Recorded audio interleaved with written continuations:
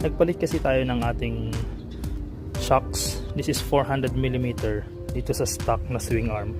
And hindi pa natin to in-extend. So ang nangyari, tumaas.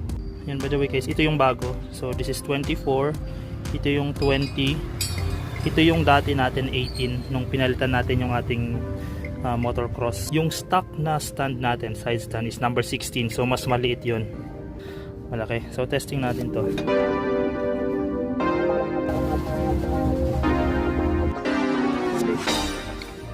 Lagyan natin yung itong spring. Okay guys, so nailagay na natin ito.